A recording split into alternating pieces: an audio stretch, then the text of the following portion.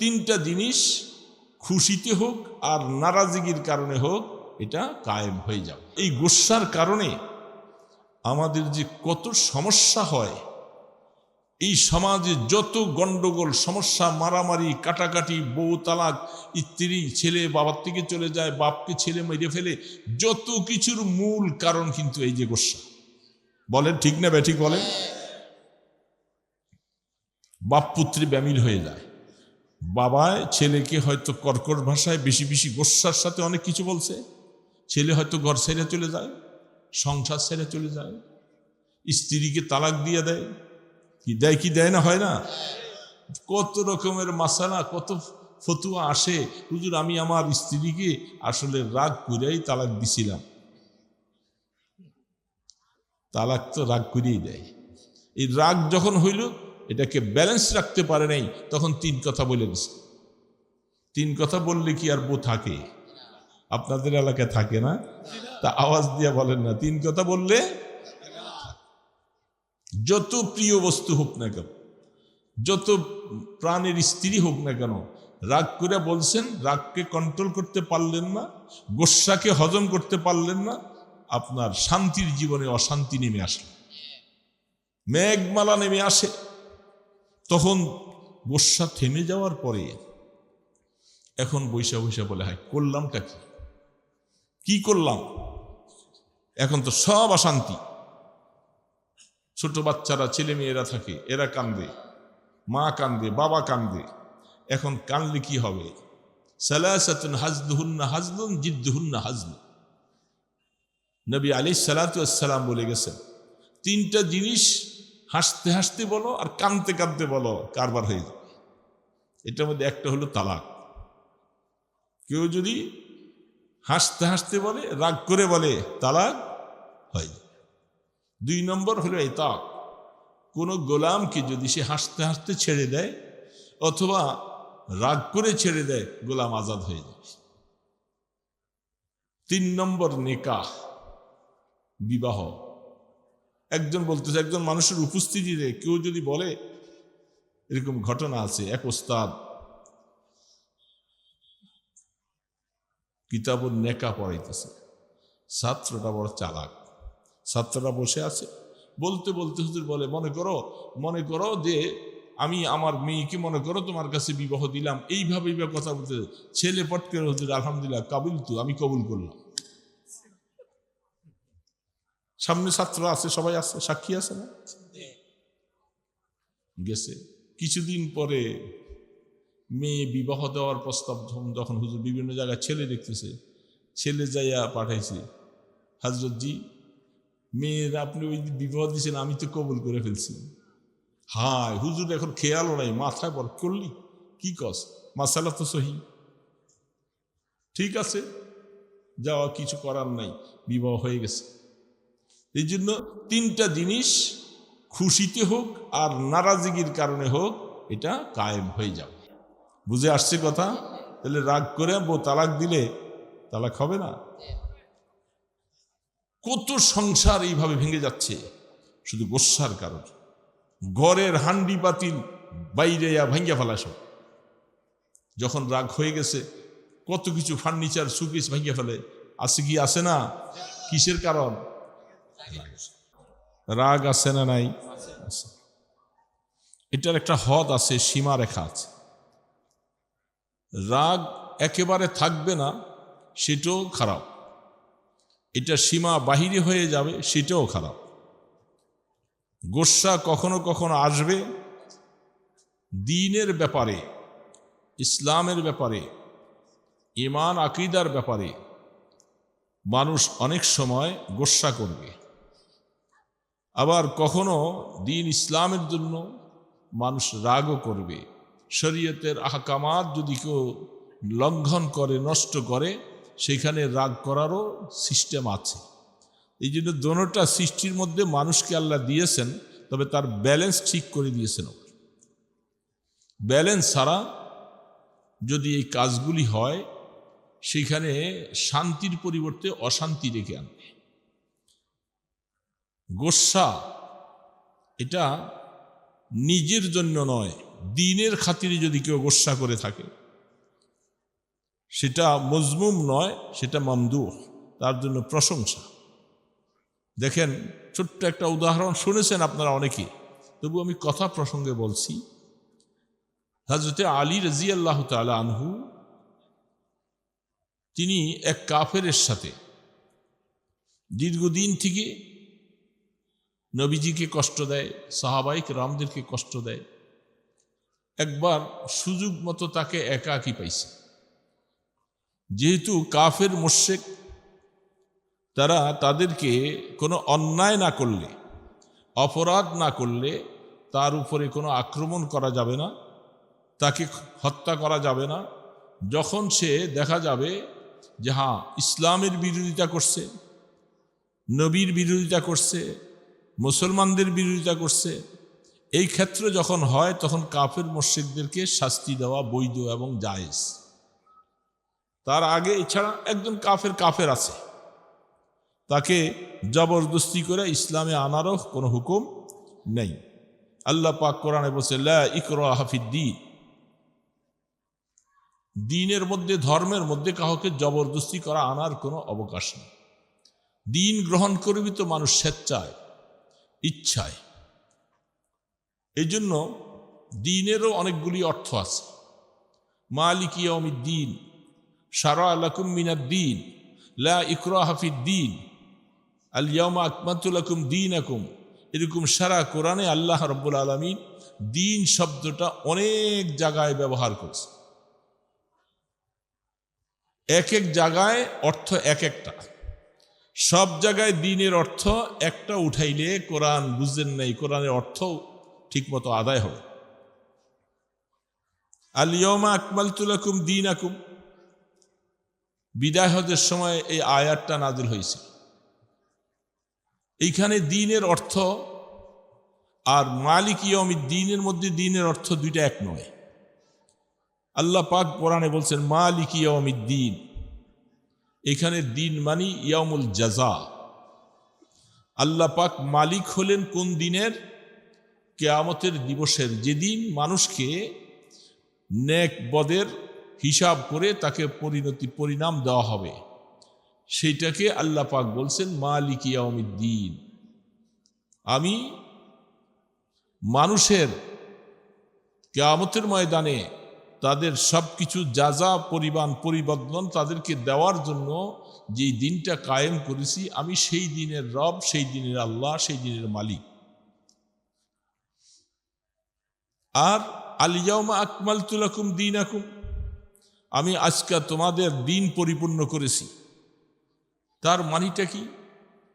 অথচ এখানে দিন অর্থ যদি ধর্ম উঠান, দিন অর্থ যদি ধর্ম বলেন, অর্থ মিলবে না।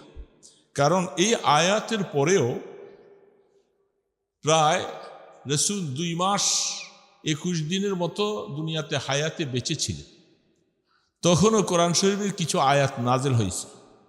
তো যদি আজকে তোমাদের দিন পরিপূর্ণ করে দিয়েছি, এই কথাটা যদি দিনের অর্থ যদি শুধু ধর্ম বলেন, তাহলে বোঝা যাবে পরে যে আয়াতগুলি আসছে এগুলি ধর্মের অন্তর্ভুক্ত নয়, এগুলি সব ধর্মের বাহিরে। তাহলে আল্লাহ পাকের কোরআনের কোনো আয়াত কি ধর্মের বাহিরে আছে? বলেন না, আছে?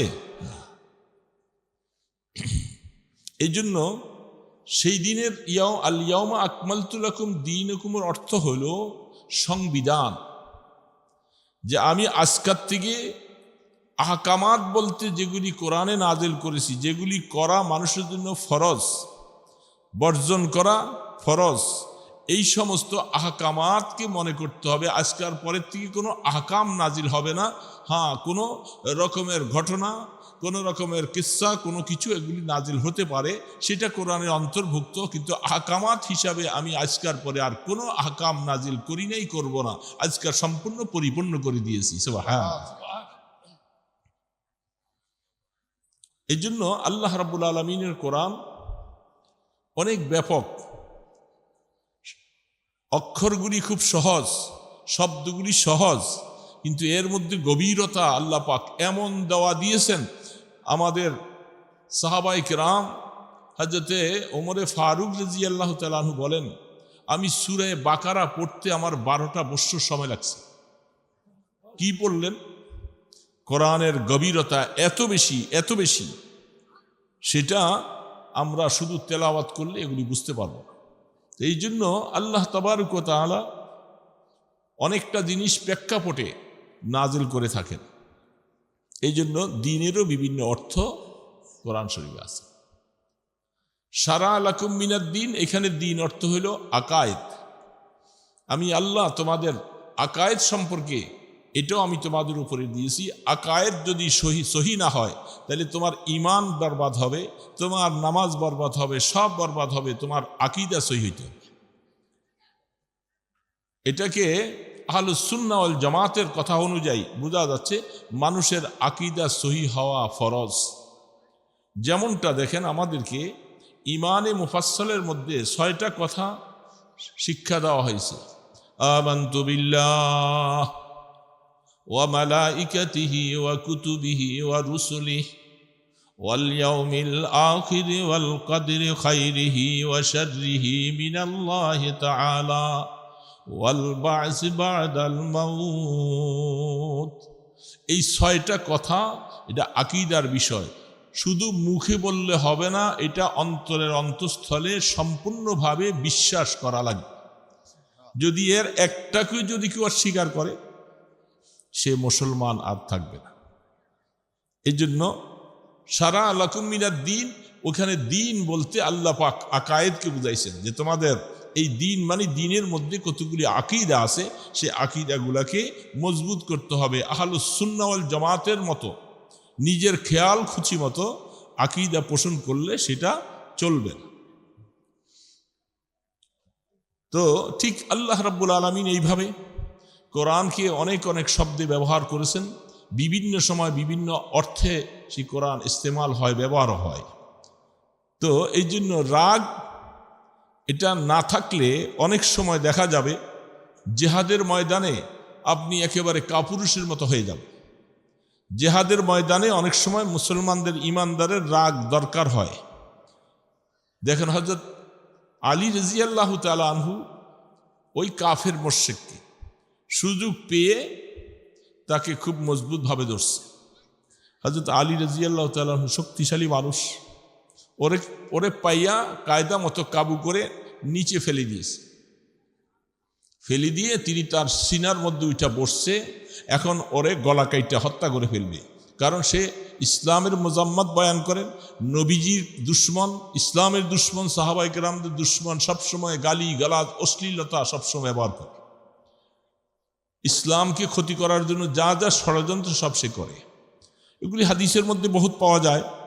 ইসলামের ক্ষতি করার জন্য, আল্লাহর নবীকে গালিগালাজ করার মতো এরকম বহু কাফেররা ছিল।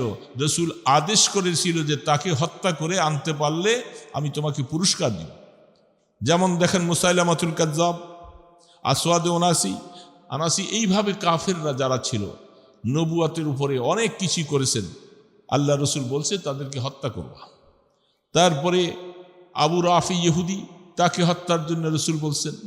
হযরতে মুসলিমা রাদিয়াল্লাহু তাআলা আনহু, তিনি সরাসরি আল্লাহ রসুল থেকে ইজাজত নিয়ে ওই আবু রাফিকে হত্যা করার জন্য রসুল থেকে ইজাজত নিয়ে গেছেন। তাহলে বোঝা যায় ইসলামের দুশ্মন যারা ইসলামকে কটাক্ষ করে, নবীকে, কোরআনকে, মুসলমানকে কটাক্ষ করে, তাদের ব্যাপারে মুসলমানদের রাগ হওয়া জরুরি। বুঝেন নাই কথাটা? এই জন্য রাগ আল্লাহ সৃষ্টির থেকে দিয়েছেন, তবে এটাকে ব্যালেন্স ঠিক রাখতে হবে। কোথায় রাগ করব আর কোথায় করব না সেটা জানতে হবে। অস্ত্র তো বিভিন্ন কাজে লাগে, তরবারি বিভিন্ন কাজে লাগে, কিন্তু এটাকে উপযুক্ত ট্রেনিং না নিয়ে অস্ত্র যদি কারো হাতে তুলে দেওয়া হয়, ভালো ট্রেনিং প্রাপ্ত আলার থেকে যদি সেই অস্ত্র শিক্ষাটা না হয়, এই অস্ত্রটা ভালো জায়গার পরিবর্তে অন্য জায়গার মধ্যে ব্যবহার হবে। আল্লাহু আকবার। এই জন্য হযরতে আলী রাদিয়াল্লাহু তাআলা আনহু তাকে ধরে কায়দা মতো খুব তৈরি করছেন তাকে হত্যা করবে। তো সে চিন্তা করছে আমি তো শেষ হয়েই যাচ্ছি। ওই সময় তার মুখের মধ্যে মনে আসছিল সে খুব ঘৃণা করে, তুমি আলী, তুমি আমার সিনার মধ্যে বসছো, আজকে আমাকে মেরে ফেলবা, মারবা, তো তোমার চেহারা আমার দেখতে মনে চায় না। কাফের মুশরিকরা মুসলমানদের চেহারা খুশির নজরে দেখে না, এটা মনে রাখবেন সারা জীবনের জন্য। ঠিক না ব্যাঠিক বলেন তো? কাফেররা কোনোদিন কোনো মুসলমানকে ভালো নজরে দেখে না। যদিও আপনাদের সাথে বিভিন্নভাবে আমরা চলাফেরা করে, কিন্তু তারা মুসলমানকে ভালোবাসে না, মুসলমানের চেহারাও সুন্দর নজরে দেখে না। বহু ঘটনা আছে। সে মুহূর্তের ভিতরে হযরত আলী রাদিয়াল্লাহু তাআলা মুখের মধ্যে এতগুলি থুতু মেরে, আলী রাদিয়াল্লাহু তাআলা গোসা এসে গেল। এতক্ষণ তো সে দ্বীনের দুশমন ছিল, শত্রু ছিল, আল্লাহর দুশমন ছিল, এই জন্য তাকে হত্যা করছিল। এখন সে যখন আমার মুখের মধ্যে সে নিচে পড়ে আছে, কাবু পেয়ে গেছি তার উপরে, সে আমাকে এতগুলি থুতু মেরে দিল, এই জন্য তার শরীরের মধ্যে গোসা চলে আসছে, রাগটা প্রকোপ বেড়ে গেছে।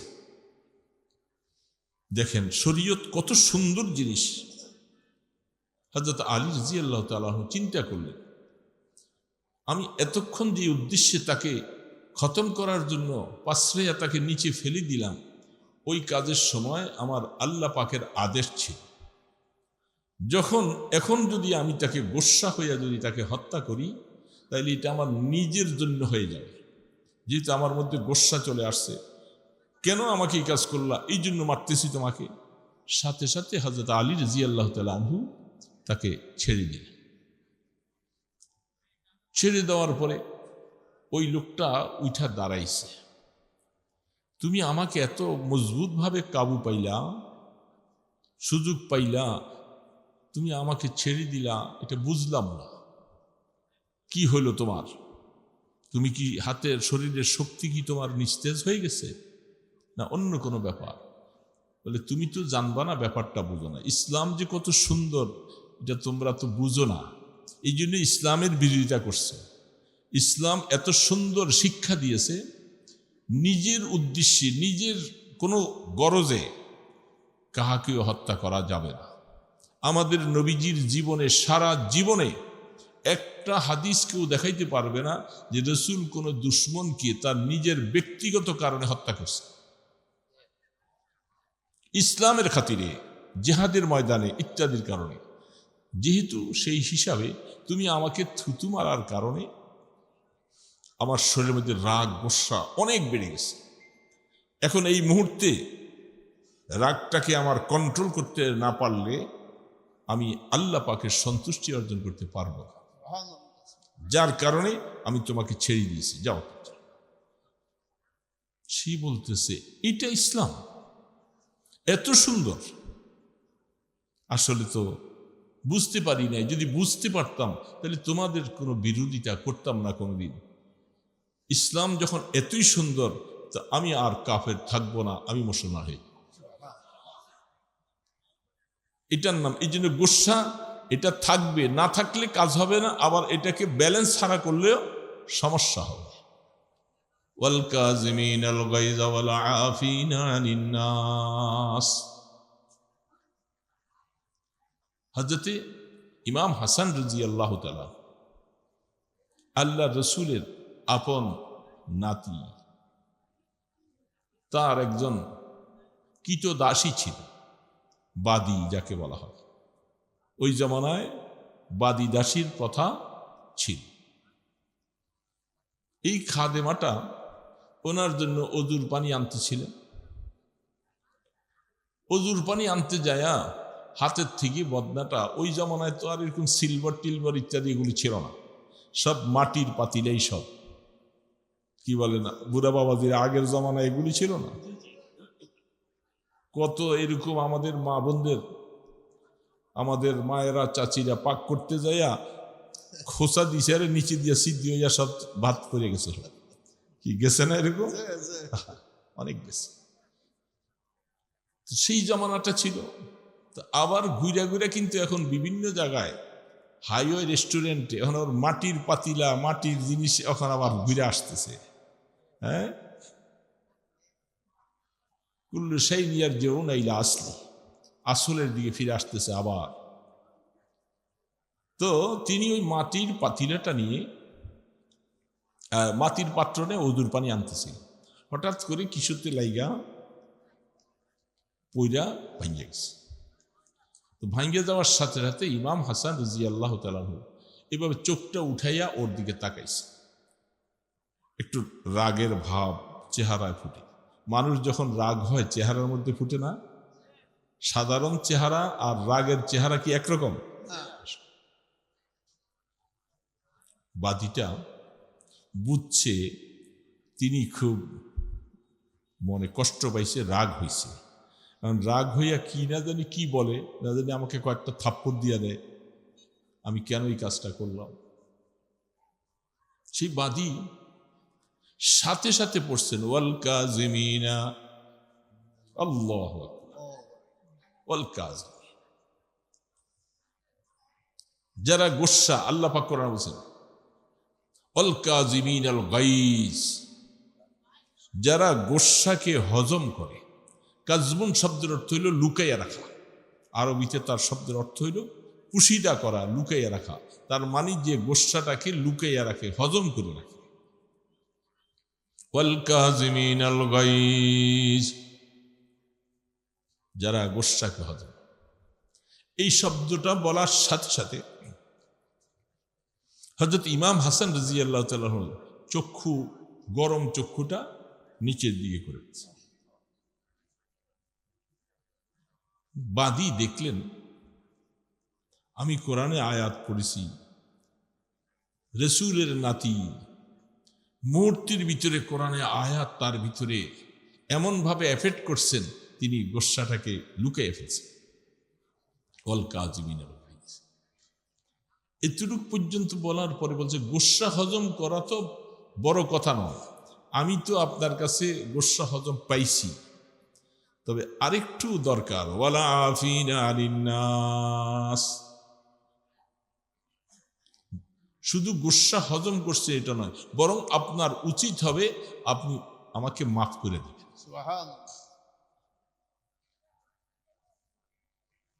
হযরত ইমাম হাসান রাদিয়াল্লাহু তাআলা বাদীর এই মুহূর্তে সময় মতো এই আয়াতটা এক শব্দ বলছেন, সাথে আবার দ্বিতীয় শব্দটা বলছেন।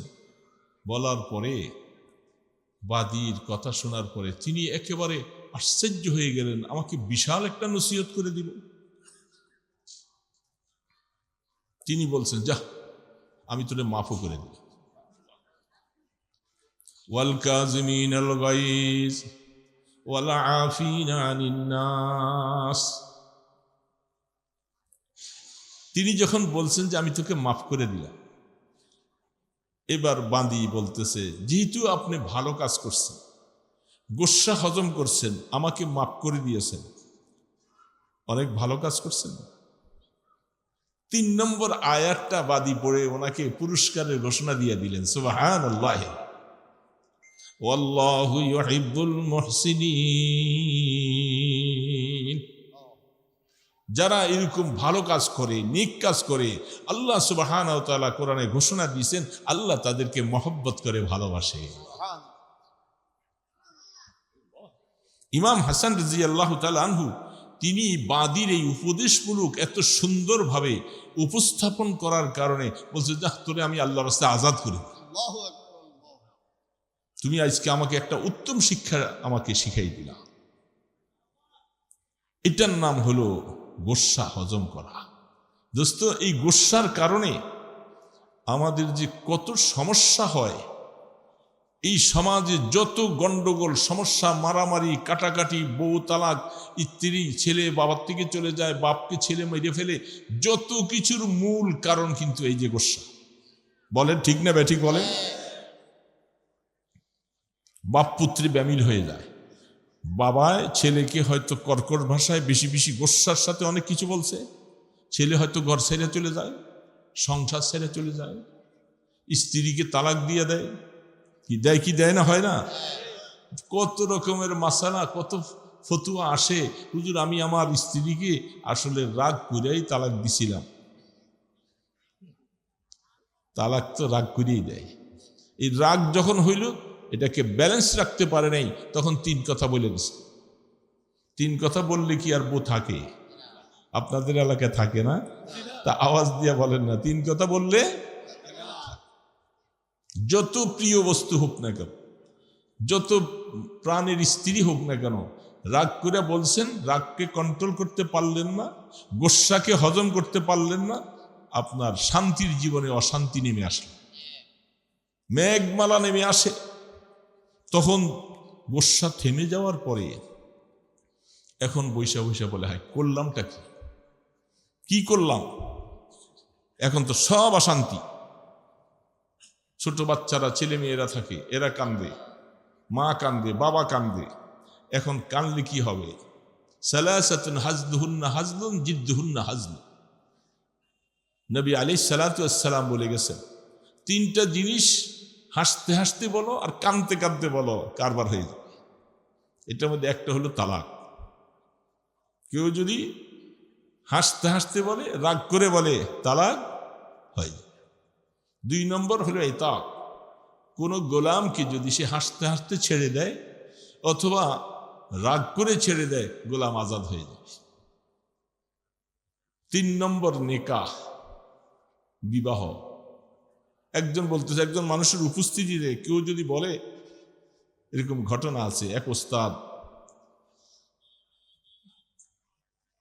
কিতাবুন নেকা পড়াইতেছে, ছাত্রটা বড় চালাক। ছাত্ররা বসে আছে, বলতে বলতে হুজুর বলে, মনে করো যে আমি আমার মেয়েকে মনে করো তোমার কাছে বিবাহ দিলাম। এইভাবে কথা বলতে ছেলে পট করে, হুজুর আলহামদুলিল্লাহ কাবিল তু, আমি কবুল করলাম। সামনে ছাত্র আছে, সবাই আছে, সাক্ষী আছে না? গেছে।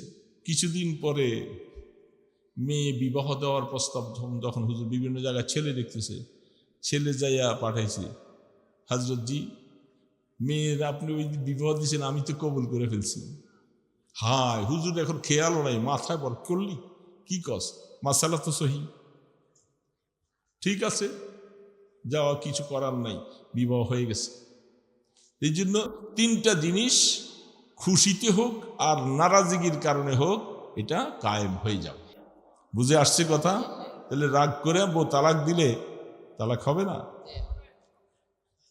কত সংসার এইভাবে ভেঙে যাচ্ছে শুধু গোস্বার কারণে। ঘরের হান্ডি পাতিল বাইরে ভাঙ্গা ফেলা সব। যখন রাগ হয়ে গেছে, কত কিছু ফার্নিচার সুকেস ভাঙ্গা ফেলে। আছে কি আছে না? কিসের কারণ? এই যে রাগ অনেক সময় মানুষকে হালাক করে দেয়। এই জন্য হাদিসের মধ্যে স্পষ্ট আসছে, যারা দুনিয়ার মধ্যে রাগকে কন্ট্রোল করবা, কোনো মানুষের উপরে খুব রাগ করছো তুমি রাগটা, হাদিসের মধ্যে ইবনে কাসির ওয়ালা, আল্লাহু আকবার, তিনি অনেকগুলি হাদিস বয়ান করছেন। যারা কোনো মানুষের উপরে রাগ হয়ে যাওয়ার পরে তাকে মাফ করে দেয়, আল্লাহ সুবহানাহু ওয়া তাআলা তোমার আমলের প্রতি আল্লাহ রাগ করলে, তুমি যেহেতু এই কাজটা করছেন, আল্লাহ পাক বলতে আমি তোমাকে মাফ করব। মানুষকে ক্ষমা করতে পারা, এটা অনেক বড় একটা পুরস্কার, অনেক বড়। আল্লাহ পাকের গোস্সার থেকে আল্লাহ পাক বলে, আমি অনেক গোস্সাওয়ালা, রাগাম্বিতওয়ালা। যখন আমার বান্দা, যখন তুই এই কাজটা, এই গুণটা, আমার গুণটা নিয়েছিস, তুমি ক্ষমা করে দিলি একজনকে, আমি আল্লাহ তোকে ক্ষমা করব। এই জন্য গোস্সা, রাগ এটা অনেক বড়। ওই যে এখানে কতক্ষণ আগে হট্টগোল দেখছি না, নিশ্চয়ই কোনো না কোনো কারণে একটু উল্টাপাল্টা হয়েছে। এই জন্য সবাই আস্তিন গুছায়, হ্যাঁ ফলনার পোলা তলনা, আমি কি কম রেইনি। বাজারে এরকম ঝগড়া লাগে না? 2টা অটোওয়ালা লেগে যায়, সিএনজিওয়ালা লেগে যায়, সামান্য একটু লাগছে একটা সিজনের মধ্যে, আরে বাপরে কি গন্ডগোল, কি ঝগড়া, এই সামান্য থেকে সূত্র হইয়া মারামারি হইয়া পুরা বাজারের মানুষ এক জায়গায় হয়। কারণটা কিসে কারণে? রাগ। মুসলমান, রাগ এটা এত বড়, এই জন্য আল্লাহ পাক কোরআন আয়াতের মধ্যে এটা বলে দিয়েছেন, ওয়াল কাযিমিনাল গায়যা ওয়াল আফিনা আনিন নাস ওয়াল্লাহু ইউহিব্বুল মুহসিনিন। যারা এরকম রাগকে হজম করবা, গোস্সাকে হজম করো। হযরত আব্দুল্লাহ ইবনে মাসউদ, হযরত আব্দুল্লাহ ইবনে আব্বাস, এই ধরনের সাহাবায়ে কেরামদের হালাত অনেকগুলি বয়ান করেছেন তিনি। আমি তাফসীর দেখতেছিলাম, হঠাৎ করে মনে পড়লো কথাগুলো। বলতেছেন,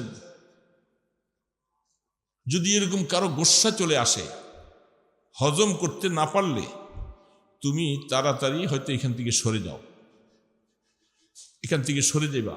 ঘরের মধ্যে বউর সাথে, বিবির সাথে, ছেলের সাথে রাগ হয়ে গেছো, এখানে বৈশা থাকলে তোমার গোস্সা আরো বাড়বে। স্থান ত্যাগ করো, সরে যাও। অথবা দাঁড়াইয়া আসো, বসে যাও। বসার পরও রাগ থামলো না, শুয়ে যাও। হযরতে আব্দুল্লাহ ইবনে আব্বাস রাদিয়াল্লাহু তাআলা বলেন, তিনি একবার এরকম রাগ হয়েছিলেন, তিনি সাথে সাথে রাসূলের হাদিস সামনে নিয়ে আইসা তিনি যে ওযু করতে শুরু করলেন। তখন তিনি বললেন, আল্লাহ রসুল বলছেন, দেখো রাগটা শয়তান থেকে আসে। কিসের থেকে আসে? শয়তান আগুনের তৈরি। শয়তান কিসের তৈরি? আগুনের তৈরি। রাগটা শয়তান থেকে আসে, এই জন্য তোমার উপরে আগুনের তৈরি। এটাকে ঠান্ডা করার জন্য তুমি ওযু করো, পানি ঢাইলা দাও, দেখবা রাগ ঠান্ডা হয়ে যাবে। দেখছো? পারবো কথাগুলি মানতে বাবা? সবার জীবনে এরকম আসে, কিন্তু একজনও আমরা নাই, আমিও নাই। এরকম রাগ আমাদের আসে না? না আসে? অনেক যুবকেরা একসাথে বন্ধু বান্ধব চলতেছে, কি মহব্বত ভালোবাসা, হয়তো কোনো একটা কথা উল্টা পাল্টা হইয়া একে আরেকজনে ঘুষি মারতে থাকে, ছুরি মাইরা দেয়। দেয় কি দেয় না? শুধু রাগের। যখন এরকম রাগ হয়ে যাবা, সাথে সাথে ওই জায়গা ত্যাগ করবা, দাঁড়ায় থাকলে বসে যাইবা, বসে গেলে শুইয়া যাইবা, অত রাগ না কমলে ওযু করবা। মনে রাখবে। আল্লাহু আকবার। তো মাঝখান দিয়ে ওই যে এখানে হট্টগোলটার কারণে আমি একটু রাগের কথা বললাম মাঝখানে। আমাদের ফায়দা হয় নাই বাবা? হবে না ইনশাআল্লাহ? মাইকের আওয়াজ নিচ্ছি, বাজারে অনেক বাবাদিরা, অনেক দোকানদাররা শুনতেছে, উপকার হবে না? আল্লাহর কোরআন তো বলছি, এটা আমার বানানো কথা তো বলি নাই। রাগ জীবনে হজম করতে পারলে অনেক ফায়দা, অনেক লাভ হবে। সবর করলে আল্লাহ পাক তার নিয়ামত বেশি দিবে। আর রাগকে যদি আস্তে আস্তে বাড়াইতেই থাকি, সংসারে আগুন লাগবে, দোকানে আগুন লাগবে, বাপ পুত্রে আগুন লাগবে, স্বামী স্ত্রীর সংসার বিচ্ছিন্ন হয়ে যাবে, অনেক কিছু হয়ে যাবে। এই জন্য রাগের ব্যাপারে খুব সাবধানতা অবলম্বন করব। তো আল্লাহ সুবহানাহু ওয়া তাআলা, আমি মাঝখানে দুইটা আয়াত পড়েছিলাম, ওয়াসারিউ ইলা মাগফিরাতিম মির রাব্বিকুম ওয়া জান্নাতিন আরদুহা কাআরদিস সামাওয়াতি ওয়াল আরদ উইদ্দাত লিল মুত্তাকিন। আল্লাহ রাব্বুল আলামিন আমাদেরকে বলছেন, তোমরা দৌড়াও, দৌড়াও। কোন দিকে? রবের মাগফিরাতের দিকে দৌড়াও। যেই রাস্তায় চললে, যেইভাবে কাজ করলে, যেইভাবে হাঁটলে, যেইভাবে কাজ করলে আল্লাহর দিকে দৌড়ানো হবে, মানে মাগফিরাতের আশা পাওয়া যাবে, সেই দিকে তোমাকে দৌড়াও। আজকাল এই ময়দানে আসলে গুনাহ মাফ হতো, কি বলেন? গুনাহ মাফ হতো না? দ্বীনের কথা, কোরআনের কথা, হাদিসের কথা শুনলে, ওলামায়ে কেরামের মজলিসে বসলে গুনাহ মাফ হয়ে যেত। তো এটা তো মাগফিরাতের একটা রাস্তা। যারা বসে আছে, আশপাশে আছে, তাদেরকে আমি বলবো, আমি মাঝখানে অল্প সময় কিছু কথার জন্য বলছি, আপনারাও আসেন, এই মাগফিরাতের দিকে আসেন বাবা। কি রে বাবা, আসতে পারে না? আপনারা যেরকম আসছেন, আল্লাহ জি ভাইরা দূরে দাঁড়ায় দাঁড়ায় কথা শোনে, তাদেরকেও যেন এই মজলিসে বসার তৌফিক দান করেন। আমিন। ওয়াসারিউ ইলা মাগফিরাতিম মির রাব্বিকুম। আল্লাহু আকবার, আল্লাহু আকবার। রবের মাগফিরাতের দিকে দৌড়। মাগফিরাত ছাড়া তো কোনো উপায়ও নাই, কোনো উপায়। আল্লাহর ক্ষমা না পাইলে উপায় আছে আমাদের? কিরে যুবক বাবাদিরা, আল্লাহ পাকের ক্ষমা না পাইলে কোনো উপায় নেই, বাঁচতে পারবো না। জীবনে গুনাহ তো আছে, অনেক আছে না? আমি আমার কথা বলতেছি, আপনাদের হয়তো কম আছে। অনেক গুনাহ আছে, অনেক। ভাত খাইছি বেশি, হায়াত পাইছি বেশি, যুবকের তুলনায় আমরা বেশি পাচ্ছি, বেশি খাইছি না? এই বুড়ারা বেশি খাইছি, বেশি না? তো গুনাহও তো বেশি করছি। কি বাবা, গুনাহ বেশি করিনি? ওরা ছোট, ওরা বয়স কম, খাইছেও কম, ওদের গুনাহও কম। ওইটা দেখবো না যে আমরা বেশি হায়াত পাইছি, সওয়াব বেশি কামাই করছি, এটা দেখা যাবে না, এটা দেখা নিষেধ। নেক আমলের প্রতি নজর করতে নিষেধ আল্লাহ রাসূলের, যে তুমি নেক আমল করছো এটার প্রতি নজর করলে তোমার ভিতরে অহমিকা চলে আসবে। এই জন্য গুনাহ বেশি করছি, খাইছি বেশি। কিরে বাবা বলেন না, আমরা যারা বয়স হয়ে গেছে বেশি খাইছি না? কত বছর ধরে খাইতে আসি আল্লাহর জমিনে, তো গুনাহও তো অনেক বেশি করছি।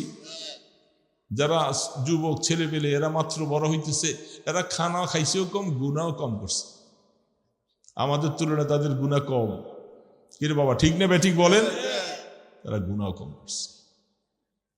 তাহলে আল্লাহ রাব্বুল আলামিন এক হাদিসের মধ্যে এই আয়াতগুলোর তাফসীর দেখবেন, সেইখানে মুসনাদে আহমদের মধ্যে থেকে হাদিস নকল করেছেন।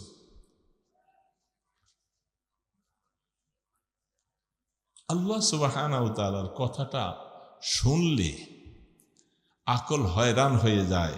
আসলে এগুলি তো অনেক সময় ছাত্র জীবনে দেখার সুযোগ হয় না, সেখানে মোলাক্কাস পড়া হয়। ছাত্র জীবনের পরে কিতাব মোতালা করলে, তাফসীর মোতালা করলে, হাদিস মোতালা করলে যে কত আনুখা, কত এরকম এরকম শব্দগুলি হাদিসে পাওয়া যায়, আকল হয়রান হয়ে যায়। আমার আল্লাহ পাক বলতেছেন, লাউ লাম তাজনাবু,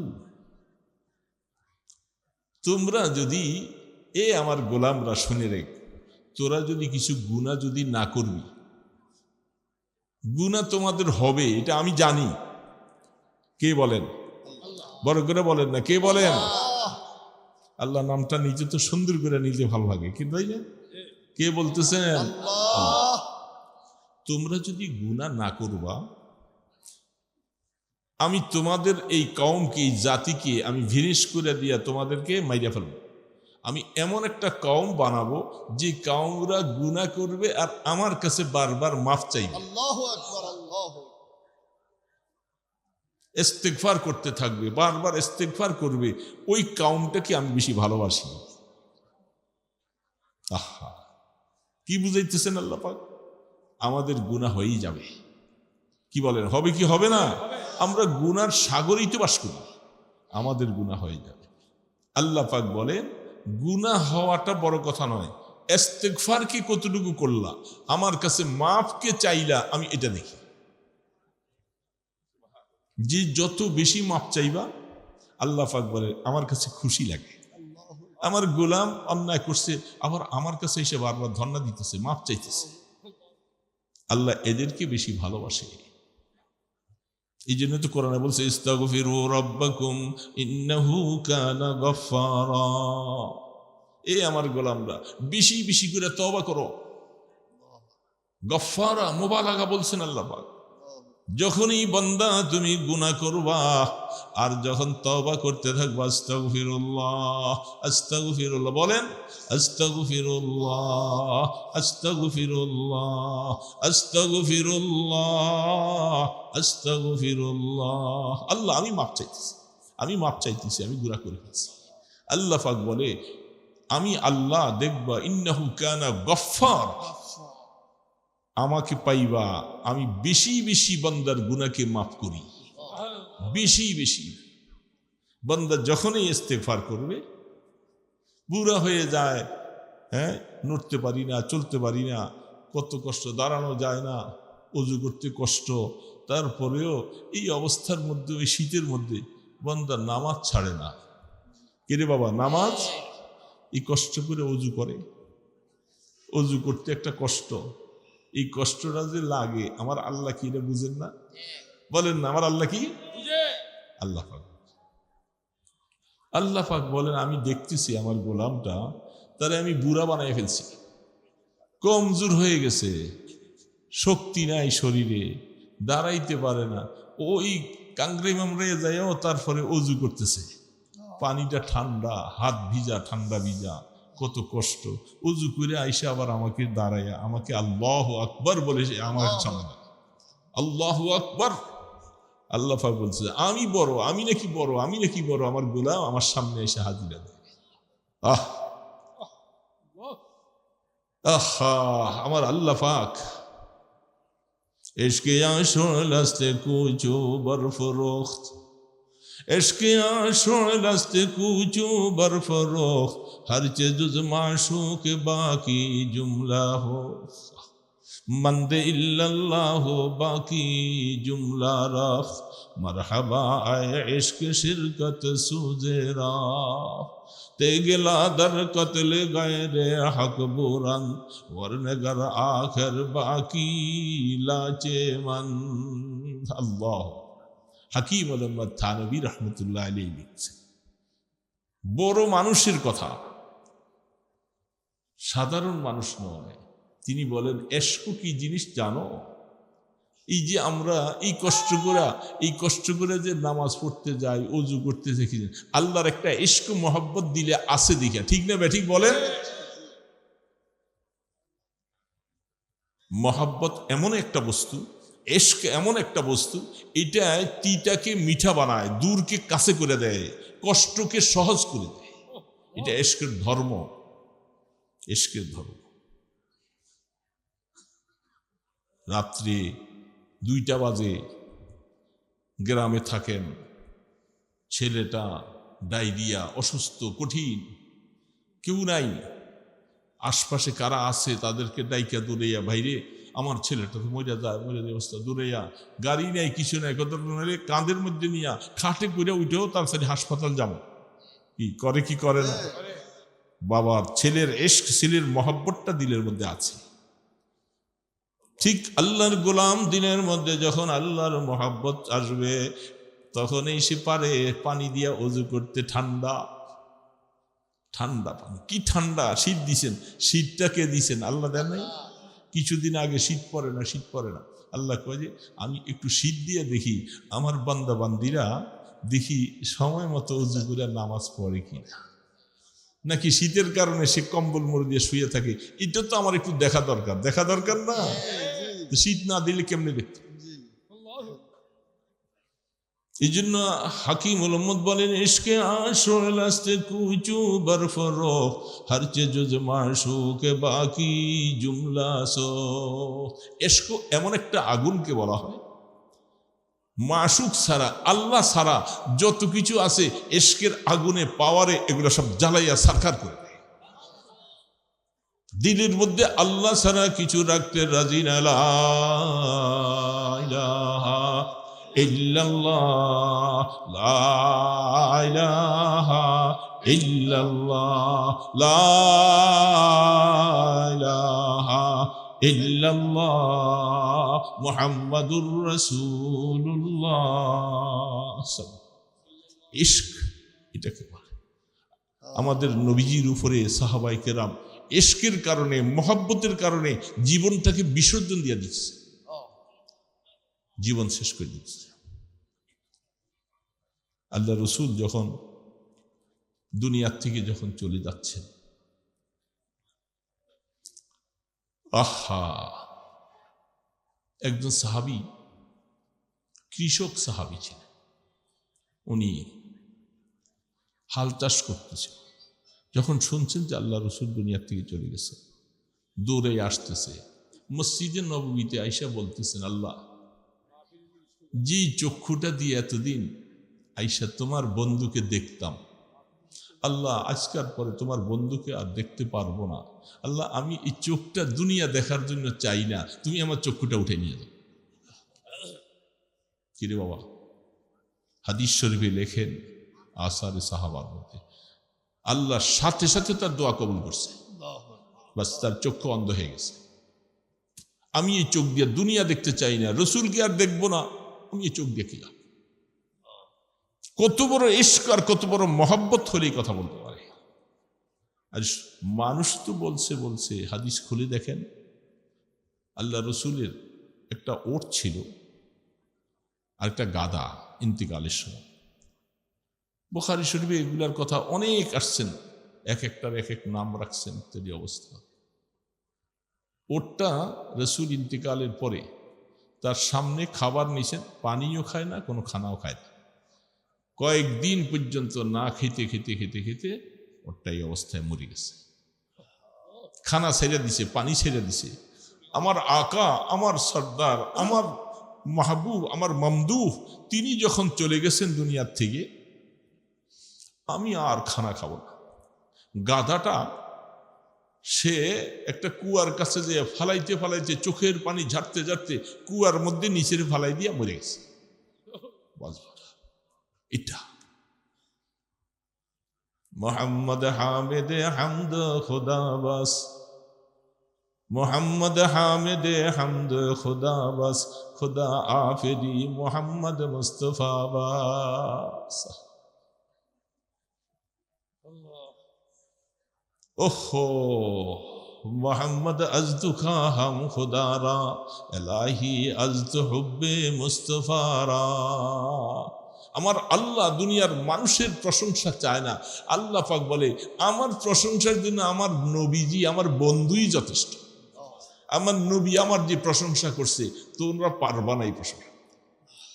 এই জন্য আল্লাহর আরিফ বলে আল্লাহ মোহাম্মদ আজতুমি খাহাম খুদারা, ওগো রাসূল আপনার উসিলা দিয়া আমরা আল্লাহকে পাইতে চাই।